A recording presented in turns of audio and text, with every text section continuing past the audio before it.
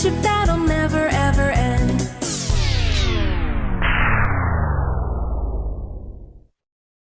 Run!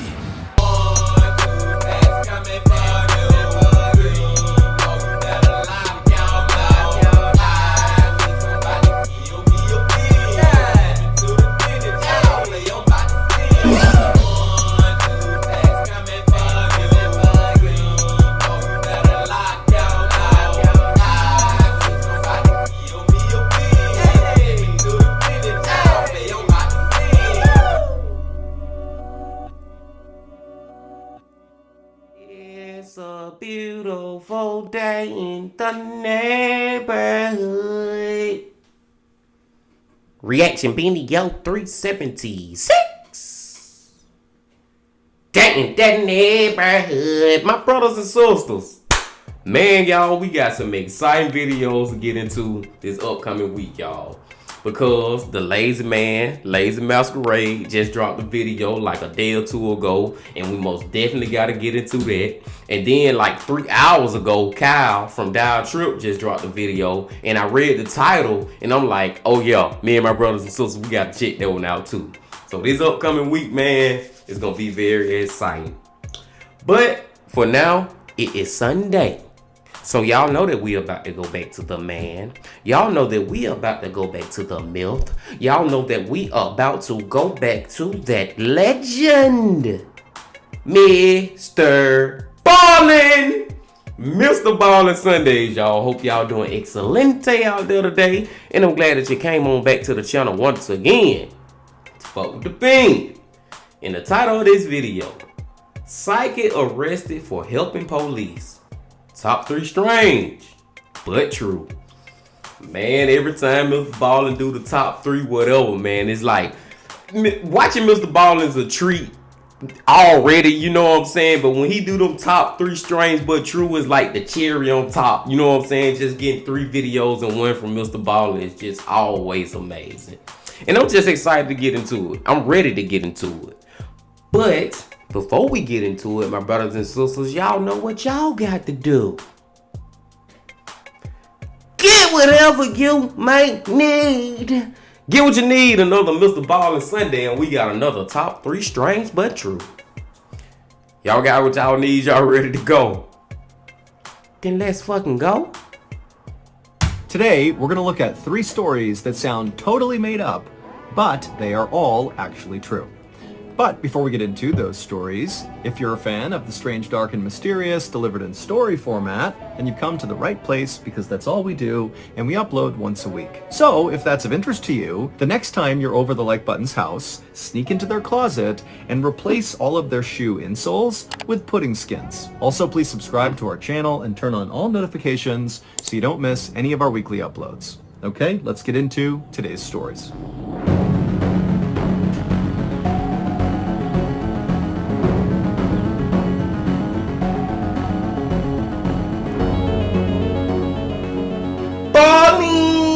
On the morning of December 21st, 1980, a woman in her 40s walked into a jail cell in Los Angeles, California. Now, in this jail cell already was another inmate. Her name was Etta Louise Smith. She was 32 years old, and at the time, she was laying on one of the benches inside of this cell. Etta had actually been in jail for 4 days leading up to this moment. The police were sure Etta had something to do with the savage murder of a nurse in the area, but they really didn't understand what role she had played. In fact, virtually everything about Etta was very confusing to police. And Etta herself was not really doing herself any favors because she wasn't really explaining how she had the information that she had. Now, Etta had already gone through a 10-hour-long interrogation, which led police nowhere. She had undergone a polygraph test, which didn't lead to any new answers. And she had also undergone a thorough strip search. She had been kept without food for 24 hours at one point. She had been left in this cold jail cell without shoes for 4 days. But she just wouldn't crack. She would not confess to playing a role in this murder. And so this was why police on this day had decided to go another route to get information out of Etta. That woman in her 40s who had just walked into Eda's jail cell was pretending to be an inmate, but in reality, she was an undercover cop. And her job was to go into this jail cell, befriend Eda, win her trust, and see if maybe then Eda would begin revealing information about what she had done. And so after this undercover cop walked into the jail cell, the jailer shut the door behind them, closing in the undercover cop and Eda. And at this point, Eda was woken up by the noise, and she sat up on her bench, and she looked over at the undercover cop. And the cop, she was immediately struck by Eda's appearance. Eda did not look like a murderer. She was this little, slight, totally unthreatening person who really just looked like a suburban mom who maybe had a white-collar job. But the undercover cop also knew that appearing to be totally harmless was a great cover for being a murderer, and so this could all totally be an act. And I agree with Mr. Ballen right there, y'all. Like, you can't judge a book by its cover. That's an old saying that we all have heard a million times. You know what I'm saying? She can look like an innocent, young, just not frail, but just harmless woman. It could be actually a serial killer out here. You never know. But it's just something inside of me. Just my first intuition. Just my first guess. I don't think Eda is involved in that murder. Now, I do think that maybe she know who did it, or she know how it happened. Like, she know who did it, and she probably trying to protect them or something. This is my first guess, but I do not think she is the one who actually did it. She just trying to keep her mouth closed to protect somebody else. But let's see. Also, to this undercover cop, it just seemed like Eda was way too calm and collected given her circumstances. She is effectively wanted for murder, and the police are putting so much pressure on her to get her to speak about it, and she's just laying down sleeping in her cell, making no big deal about it. But the undercover cop maintained a very neutral persona, and she sat down, and at some point she asked Eda, hey, what are you in here for? And Eda, she kind of just looked down and smiled for a second, and then when she looked back up at the undercover cop, she said, you're never going to believe me. The undercover cop at this said, oh, come on, how bad could it be? Tell me what's going on here. Why are you in here? And it was at this point that Eda would say something that nearly caused the cop to break character. Because Eda, she would say, well, I'm pretty sure this is going to be a movie. Now, the undercover police officer tried to be as neutral as possible as she's hearing this, but in her mind, she's like, okay, well, I clearly just discovered Eda's motive for being involved in this murder. Eda wants to be famous. She wants this made into a movie where she's the star.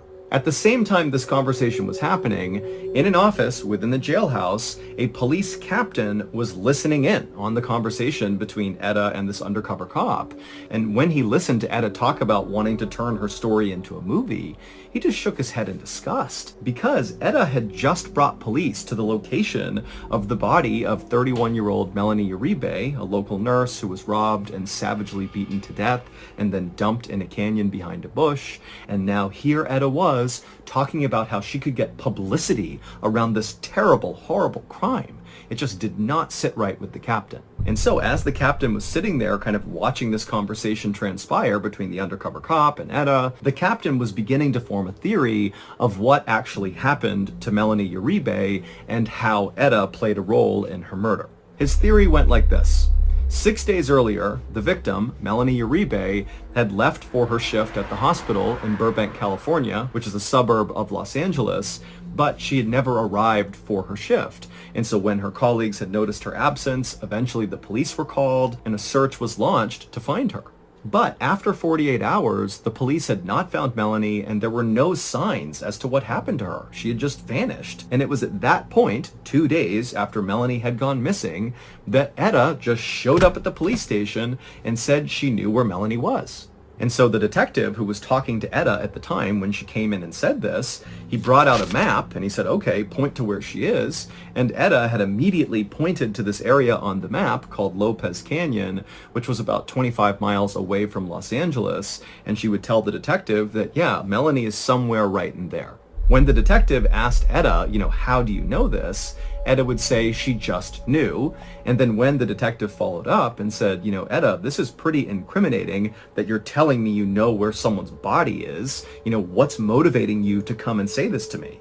And Eda would say that her conscience was weighing on her terribly and she just had to go to police. Now, the detective who talked to Etta when she first came into the police station really didn't know what to make of Etta because she looked so unthreatening, and what she was saying, she was saying with a lot of confidence, and it seemed like she was really eager to help the investigation versus just clearing her conscience, which is kind of what she said she was doing. And when the detective looked into who Etta was, he discovered that she had a great job. She worked at an aerospace company in Burbank, California, and she even had governmental clearance. And so this woman clearly has been vetted by the government and by high-level companies, and she's passed the tests.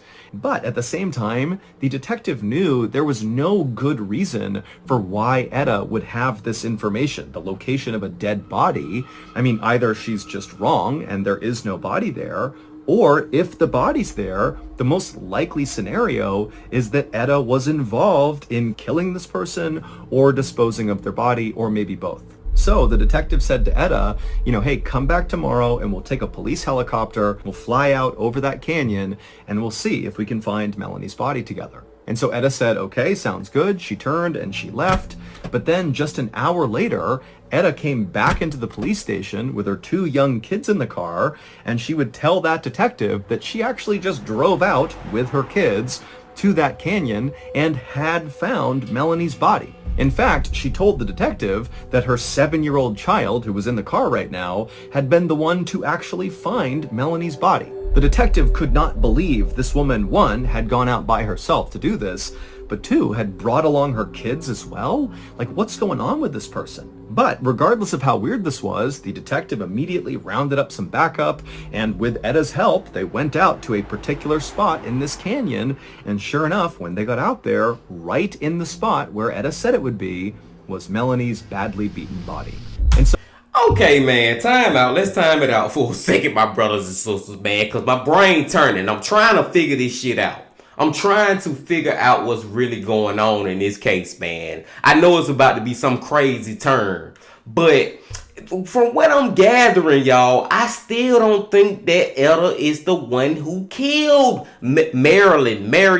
Marilyn is one of them. I think it's Marilyn. I don't think she the one. Melanie, I don't know, but I don't think she the one who did it. But how in the hell you just all of a sudden just know what his body is? Like, it's like she just got an epiphany. So that tells me that this is the story of the first story. This is the title of the video that we watching. Psychic arrested for helping police, because for some reason Etta became a psychic out of nowhere. You know what I'm saying? It ain't like she lived her life as a psychic. She was just a regular woman with kids who went to work every day, but out of nowhere she just gained knowledge of somebody just dead in a desert, just in a stranded area, and she knew exactly where it was. How in the fuck she knew where it was?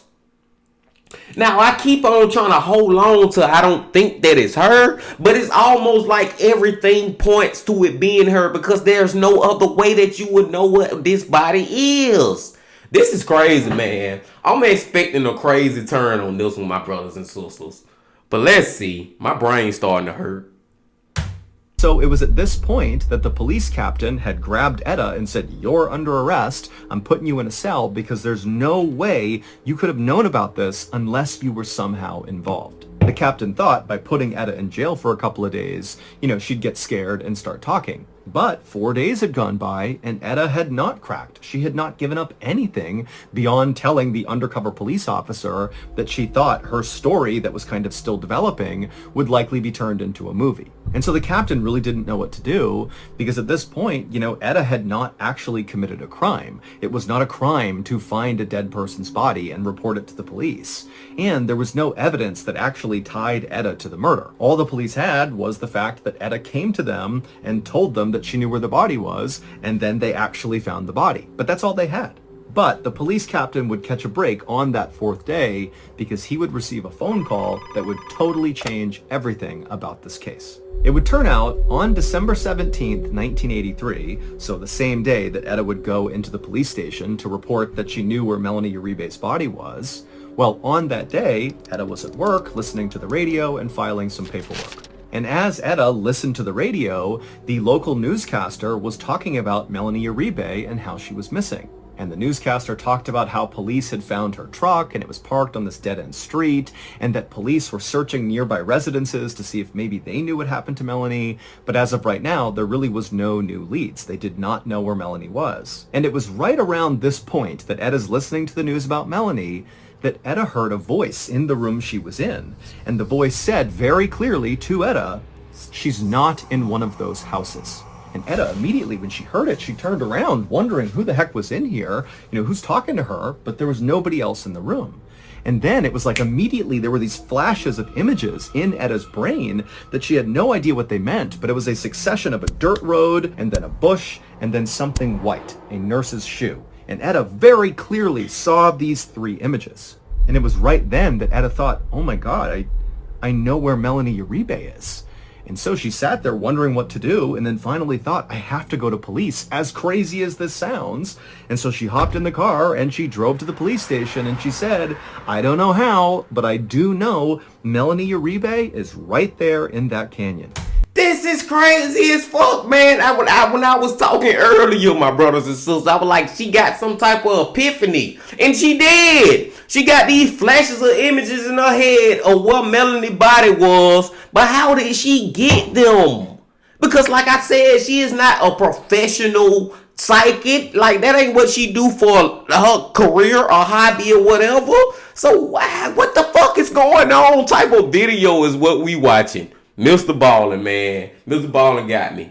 But I'm still going to hold on to the hope, y'all, that I don't think that she the one who did this at all. How she found this body, how she knew where it was, I don't know. I can't figure it out. But she ain't do it. But when the police had said, come back tomorrow and we'll go out and look for her, Etta just couldn't wait, and so she had gone with her kids, driven out to the canyon that she had seen in her mind, and sure enough, when she got out there, she found the dirt road that she had seen, then she found the bush that she had seen, and then with the help of her kids, they found the white nurse's shoe, and it was right near Melanie's body. Which meant that voice that Etta heard and the vision she had all been real. The phone call that the police captain received on the fourth day that Etta was sitting in jail and talking to the undercover cop, the phone call that changed the whole case, well, the phone call was from another police officer saying they had just arrested 3 men who were caught bragging about beating and killing Melanie Uribe, and they had confessed and they were now being held in jail. And so clearly, Etta did not commit this murder, and so even though it made no sense that she just knew where this body was, the police had to release Etta the same day, so she was released, and then ultimately the 3 men who confessed to killing Melanie Uribe, they would be found guilty, and they would each be sentenced to life in prison. 6 years later, Etta would sue the police department, and she would win the lawsuit because the jury on that case absolutely believed that Etta really did have a psychic vision that led to the discovery of Melanie's body. Etta would never go on to make a movie about her story, and in fact, when she was asked later on about why she said that during her conversations with that undercover cop, Etta would clarify that she didn't say that she wanted to make a movie, but rather she said to the undercover cop something to the effect of, it feels like I'm living out a bad movie. And so that was kind of misconstrued by police into her saying, I want to make a movie about this. She didn't and has never made a movie and in no way has sought out any fame or recognition for what happened. Man, that shit that crazy as fuck, y'all. It is almost like it's open-ended. Like, we still don't know how in the hell did Etta know where that body was. And it's confirmed that she had nothing to do with it. So I was right about that, my brothers and sisters. I just had a feeling that she didn't have nothing to do with it. But for her to have these visions and stuff, I'm not one of the type to believe in like psychic abilities, telekinesis or whatever type spiritual stuff like that humans have the ability to, have those type of abilities. I don't really believe in it, but cases like this will make you believe in it. Etta, how in the fuck did you know that? If we was to just believe her story that she just had visions, then goddamn, man, it's more than meets the eye to reality then, if that's the case. I'm going to go and calm down, my brothers and sisters. We're going to let that one go, because I don't know. Let's go to the second one. Today's video was sponsored by SoFi. Let's skip by, Mr. Ballen commercial too, man. SoFi, man. Y'all fuck with SoFi too. But that one, man, I can go on. Like, that's a rabbit hole. That's one of the ones, man, where you will never be able to come up with a solid answer other than just go with what Ellie said, I guess. I don't know, man. Let's just go to the next one. That was cray fucking Z. Two-faced. On the night of November 7th, 1860, a 51-year-old American politician walked inside of his modest two-story home in Springfield, Illinois.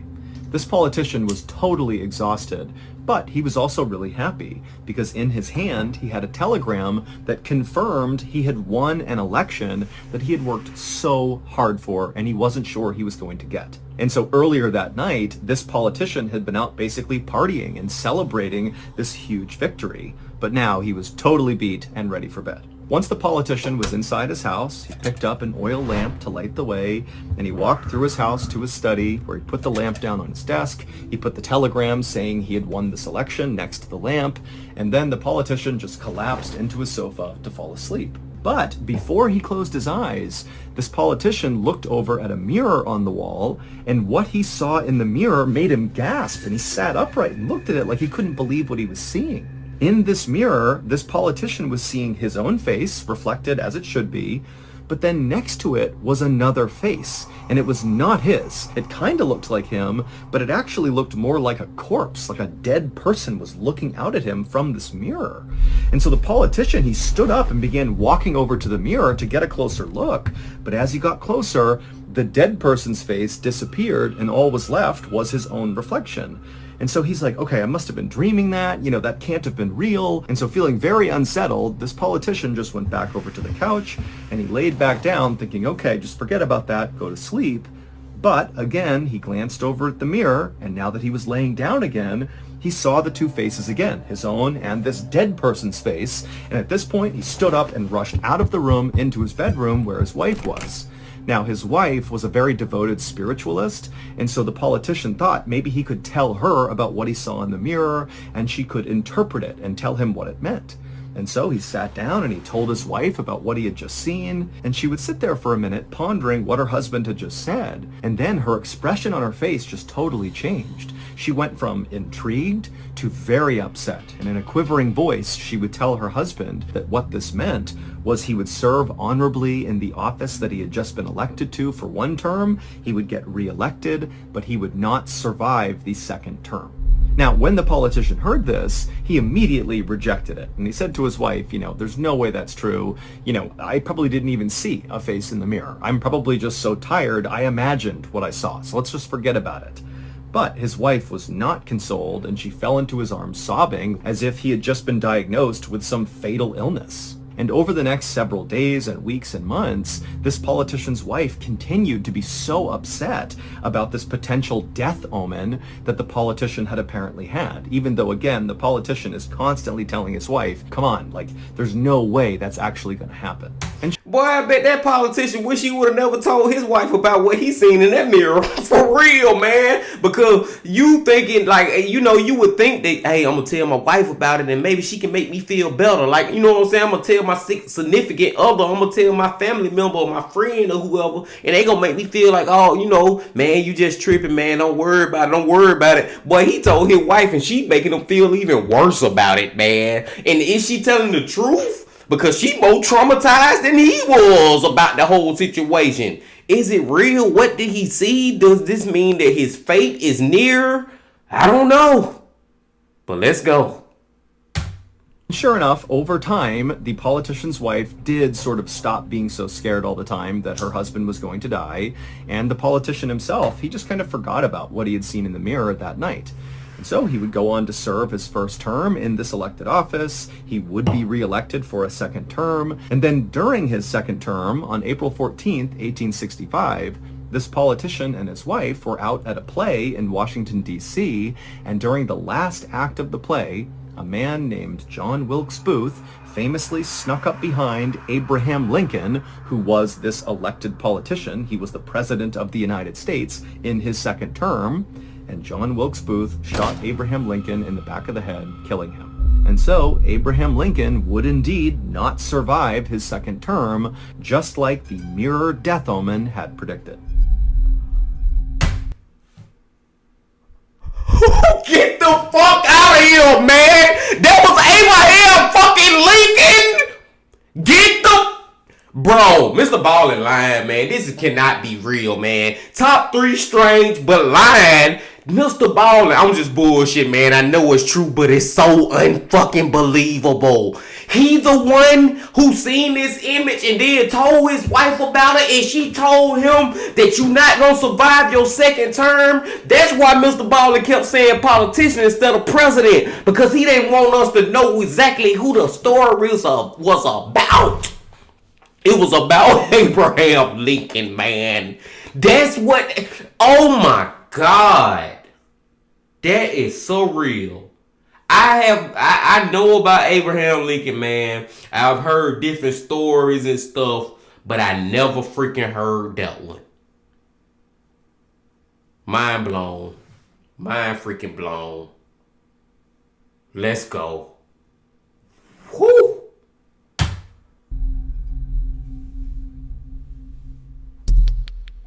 Number 1, peak experience. On April 1st, 1984, a 28-year-old man named James Sevigny opened his eyes and looked down and saw his whole body was covered in snow, and a lot of that snow had turned red from what looked like blood. James tried to take a breath in, but as soon as he did, his chest exploded in pain. Then James began moving his tongue around in his mouth, and he realized there was this weird substance in his mouth, and there were all these sharp objects in his mouth. And so when he spit, he realized what it was. It was blood and shattered teeth. Dang. James began to panic and tried to lift up one of his arms, but it wouldn't move. And then when he tried to move his other arm, it did move, but that little movement hurt so bad he began crying in pain. So James is dealing with this blinding full body pain that he has no idea what it came from. He's looking around and he can barely understand where he is or what happened. But then James looked up kind of right behind him and he saw this enormous snow-covered mountain. Now, James had no idea what mountain this was, but in his head he thought, I must have attempted to climb that mountain. James was a self-described climbing bum, which really just meant he lived out of his car most of the time and traveled all around the world, seeking out the most dangerous mountains in the world for him to climb. And so as James was racking his brain trying to remember what happened, suddenly it all just came flooding back.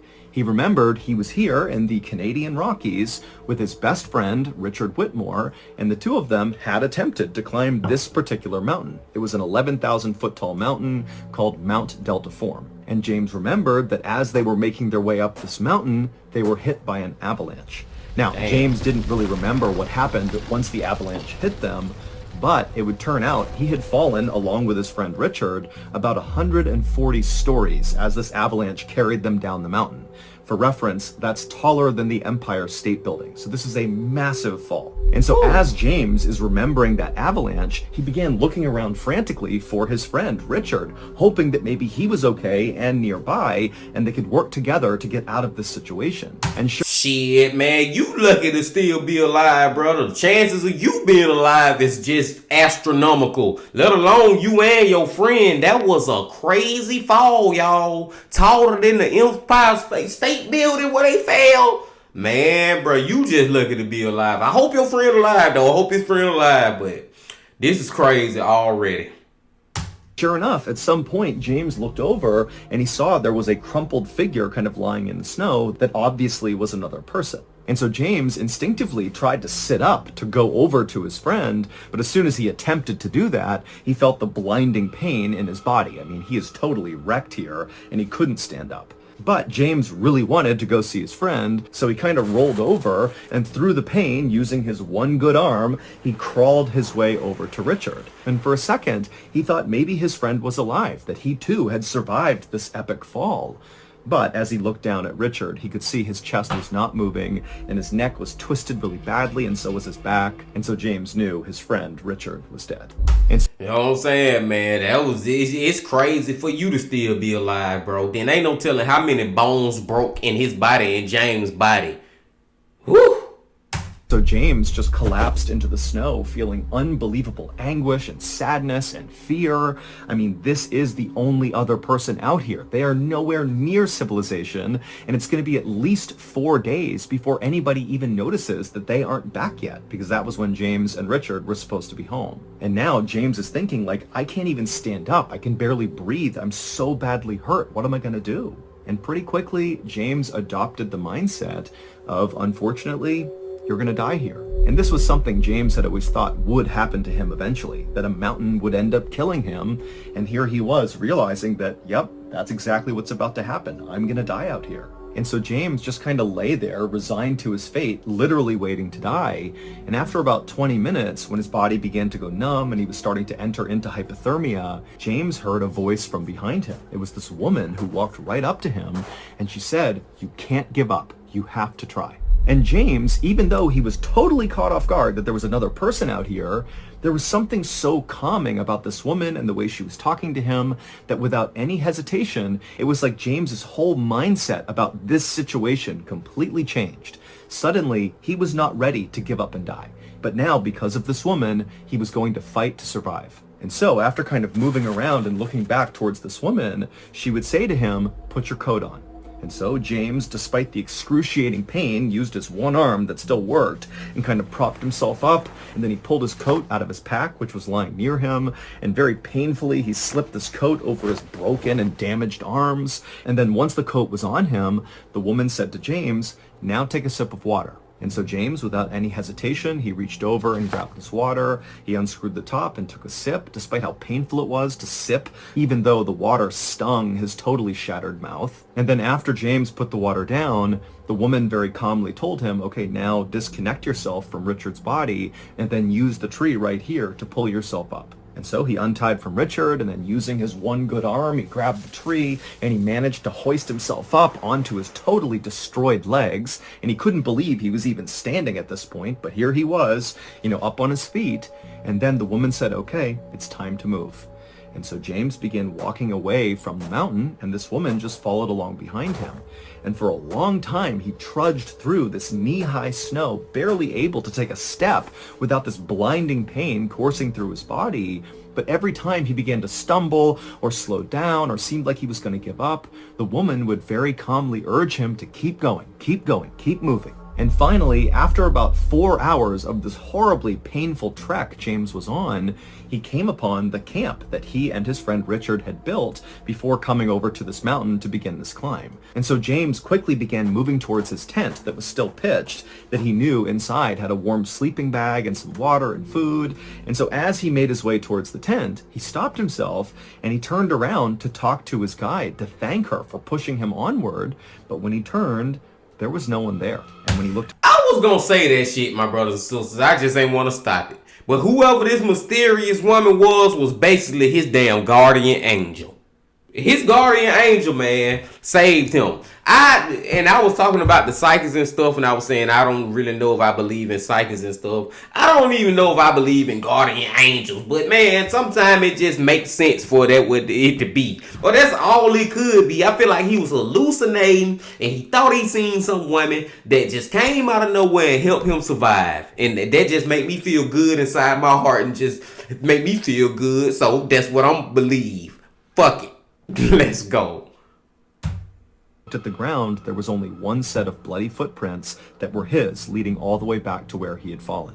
This guide, this woman, she didn't exist. James was totally unsettled by this and really didn't know what to do about it, but he knew right now the priority was just to survive. And so he made his way over to his tent and he attempted to get inside of it, but his hands were so cold and so badly beaten up that he couldn't use the zipper. He couldn't even get it open. And then finally, when he managed to use a tool to get it open, he couldn't open up his sleeping bag. It was like his body was shutting down.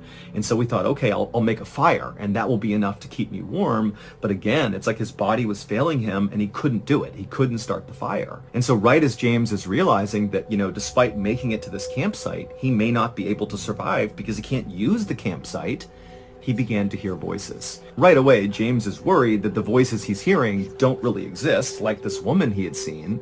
But sure enough, just a second later, 3 skiers came around the corner and they saw James. And amazingly, one of them was a very experienced mountain guide and another one of them was a nurse. And so right away when they saw James, they saw he was dying. The nurse rushed over, she made a fire for him, she got him comfortable, she put on warm clothes, and the mountain guide, he took off to go get help. And sure enough, a couple hours later, a helicopter arrived and they airlifted James out and he would make a full recovery. However, it would take James years before he finally opened up about this mysterious vanishing woman who literally saved his life. Without her talking to him and urging him to go, he would have laid there next to his friend and died. But James, he was afraid to bring up that he had seen this woman in fear that people would think he was crazy. But when he finally brought it up, he would quickly learn that he was far from the first person to experience this phenomenon of having this invisible person help you. In fact, this phenomenon is common enough that it has its own name. It's called the third man effect. The third man refers to this mysterious vanishing person that steps in and helps people survive who have just undergone some horribly traumatic event. An example of somebody else who has experienced the third man effect was the very last person to escape the Second World Trade Center tower on September 11th, 2001 in New York City during the terrorist attacks. He was able to get out right before it collapsed because a mysterious vanishing voice told him exactly which direction to go until he escaped. And so whether the third man effect is actually supernatural or just a trick of survivor psychology, we don't know. James, who is both an atheist and a scientist, says he does not believe that this woman who saved him was an angel or connected to religion in any way. Instead, he just said, it was a presence that I needed at the time that saved my life, but that is the extent of my understanding.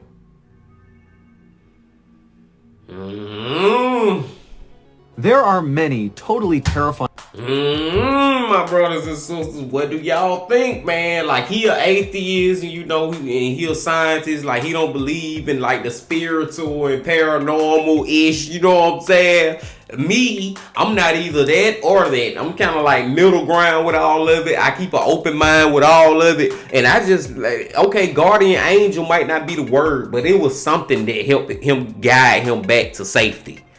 And it wasn't a human. You know what I'm saying, man? So whether it's paranormal or angel or whatever, bro, something guided you back. Maybe it's something within his conscience and he was just hallucinating all that.